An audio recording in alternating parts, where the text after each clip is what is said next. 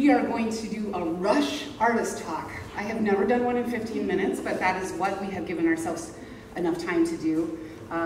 We have notes so that we can limit what we'll say, because Anne and I could probably go on for quite some time. Anyway, Anne, to start with, I wanted to introduce yourself and tell us a little bit about your practice. Okay. Thank you. First of all, thank you everybody for coming. I'm super grateful. It's nice to be together in humanness, and it's nice to share this installation with you. It means a great deal. Thank you. I'm an artist, a public artist, arts activist. I have a social practice, and I am an anti-racist activist, and I'm a human being. And that's sort of how I see myself. I have had a rigorous studio practice for the last 20 years, and my work is multidisciplinary: painting, prints, sculpture, film, installation, and participatory work. Increasingly, participatory work is really important. I create work about how political, social, and cultural platforms can be turned into personal acts of care, like tonight with the theme of Beacons of Hope. Conversation and interaction are integral parts of my creative process. The other thing that is a driving force of my practice is Martin Buber's philosophy of I, thou.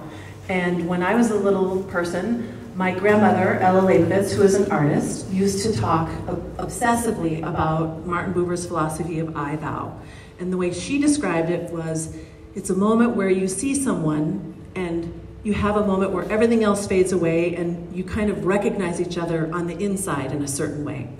And that really has been the driving force of my practice, and that really connects to this exhibition because it's a way of humanizing one another and seeing one another through both my vision and visual representation of hope and other folks who provide that for you in the gallery, so we can see one another in a way that is inspiring. And the other thing is, I work about 100 hours a week, so I love what I do.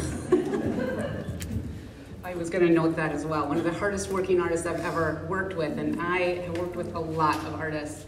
I also want to add that Anne has an MFA from Europe, from TransArt, and she also is a mentor at MCAD. Shout out to Carrie, who's here from MCAD tonight, and some MCAD students. Who's my MCAD mentee. So thanks for coming.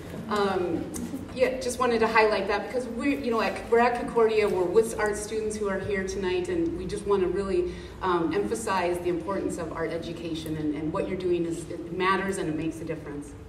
So I wrote a little catalog essay about hope, and I thought it would be useful to just talk a little bit about what that idea is, right? So Immanuel Kant talks about about hope being both cognitive and conative, and that is, it's both an idea and an action, right? And it's funny that Anne is not the only one thinking about hope.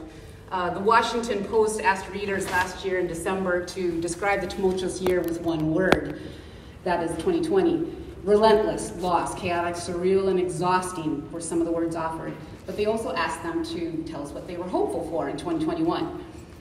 They responded by uniting the world, rebuilding faith in our democracy, solving some of the most pressing problems, and health for everyone. So, kind of thinking about this and thinking about the idea of hope, I think instead of considering these responses as Pollyannish or altruistic, it's really about our incredible entanglement with the idea of hope. We hope for the best. We hope for other people. It's really about a generative promise. But it's really important, I think. Anne and I we've talked about this a lot, and it's this idea that hope is not this whimsical, Pollyannish kind of idea, but it actually is a really urgent response to the contemporary condition. Could you talk a little bit about that, about why you're interested in the concept of hope, and what do you hope the audience will take away from this idea? Thank you. I think it's urgent and essential at this moment, at this exact moment in our history. Hope is something I've been considering for about 7 or 8 years. I've had it in my mind that there would be an exhibition somehow about hope. And I think for me, right now, the time is now. And the time is now because we are all together in a situation we never thought we would be in. And as we are in a mental health crisis in this country, And I don't know about the rest of the world, but I know for sure we are here. And interestingly, this week during the Hope Roundtables with some of the students, one of my students said, every single person I know right now is in a mental health issue. And that's really telling. And it was a story over and over in the conversations. And so it's the idea that it's a radical choice, and that it's also subversive in a certain way to choose to be hopeful in the middle of our situation. And so one thing that I'm really, really hopeful for is to provide a platform in a visual way and in an artistic way to think about hope and to share in each other's hopes and to hope for what you hope for and to provide opportunities to propagate hope in a really meaningful way. I mean, one of the things some of the other students talked about is it also requires some planning or some effort to maybe have a goal towards something. So maybe to get out of bed.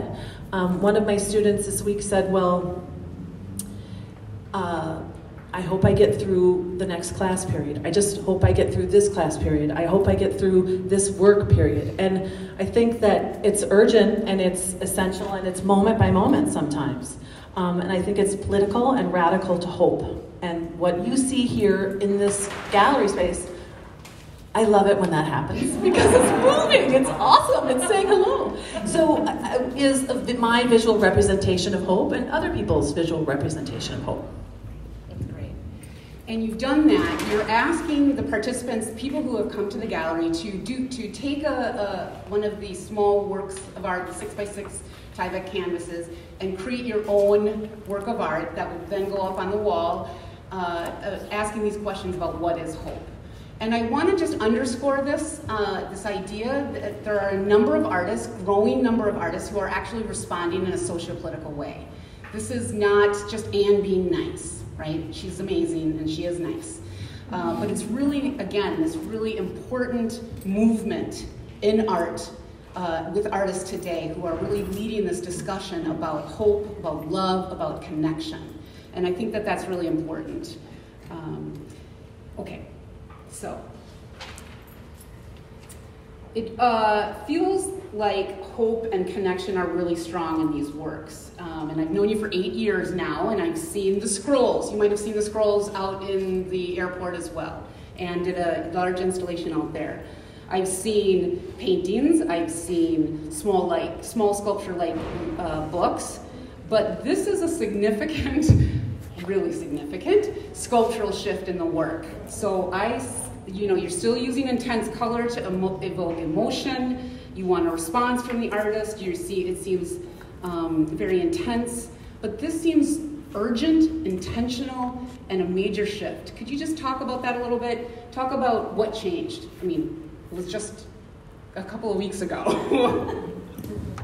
I think the most important thing that changes, I'm not holding back.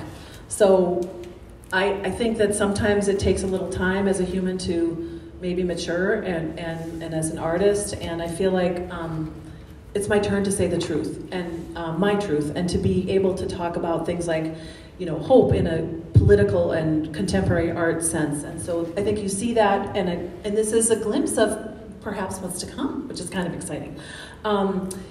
I think the other thing that's interesting, at least for me as an artist, is these things. So these are each piece. There's 5 sculptural pieces, but the 3 that are not the room are all 150 feet long by 5 feet or by 30 inches, and they're painted on both sides. So that's a lot of pigment, that's a lot of painting, that's a physical kind of engrossed relationship with the work, and they're made to actually be exhibited the way you see them. So there's kind of marks that come, you can see the pink circles that maybe come and have a connection to this piece and to the pieces in the front room.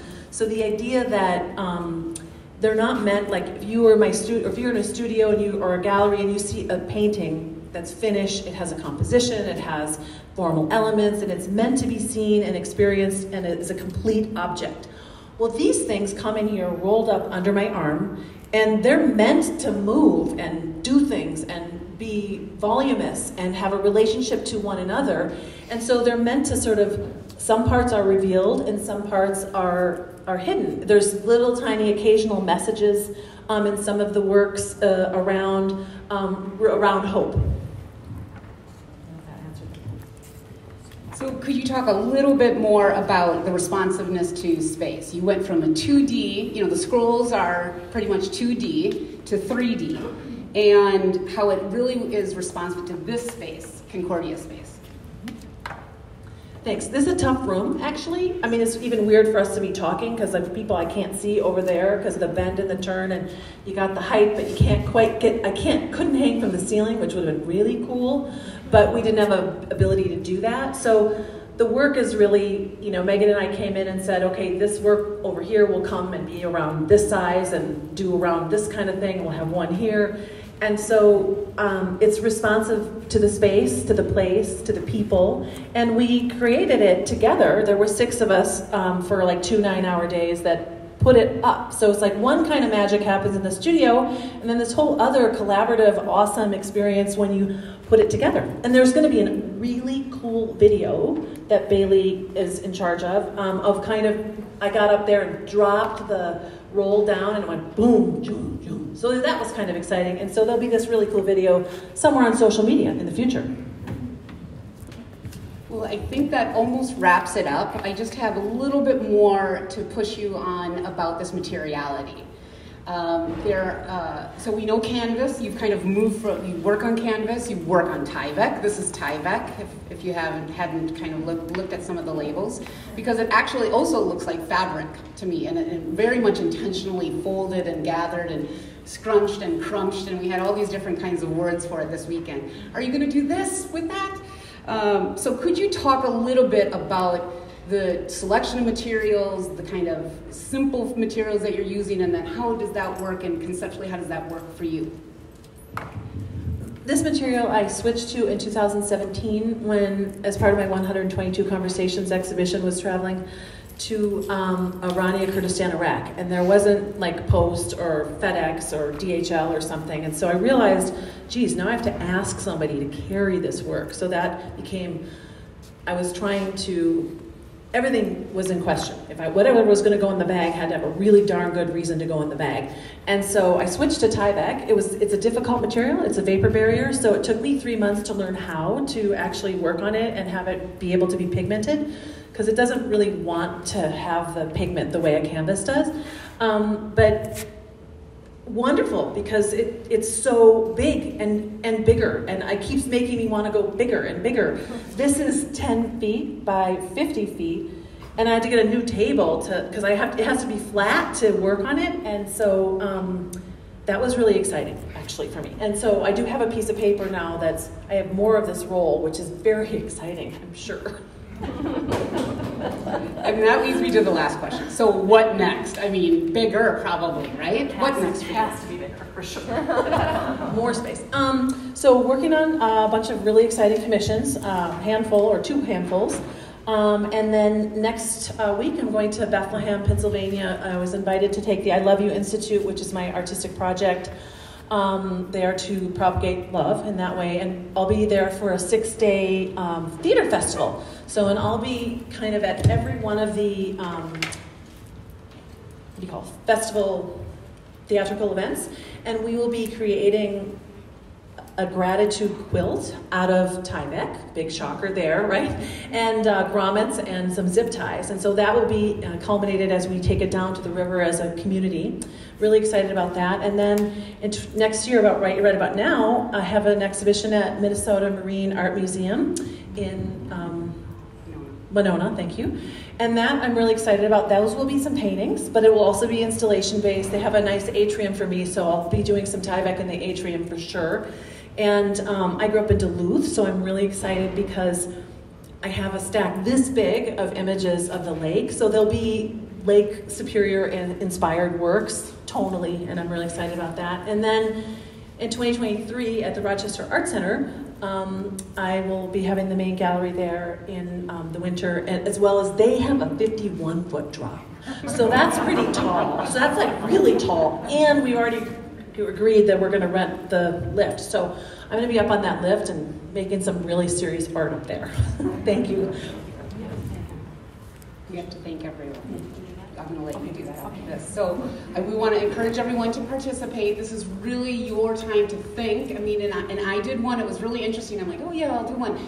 to stop and think, what do you hope for is really, and then make that, I wrote, I didn't really draw. We encourage you to do that. You can write, draw, do whatever you want on those pieces. We want you to take one of the little catalogs. We worked hard on that catalog. We think it's a great visual representation of the show. Hot off the press, picked it up this afternoon. There's also a QR code if you want to find out more information about Anne and the work. And yeah, we just really want to thank everyone for coming out tonight. We want to thank all of our friends and family for coming. It really means a lot. I know it's a big deal to come out. In the world. In the world right now. And I want to thank you, Megan, because you've been an incredible powerhouse to work with, and is supportive and challenging and thought-provoking, and I'm just really, really grateful to have the opportunity to work with you, and really grateful to Concordia for welcoming me and inviting me to be an artist in residence, and all the professors have been super generous about inviting me to classes, and we've had a lot of really generative conversations with the students, and some to come up next week as well. And the students who help hang the show and who run the gallery. I mean, one thing that's really cool here at Concordia that Stephanie Hutter is in charge of here is the gallery is really, the students are in charge in the best way. And it's really interesting and wonderful to work with the students. So you're all really smart and capable, and it's been really fun. Thank you everyone for coming. I'm truly grateful. Let's share and propagate hope. Thank you.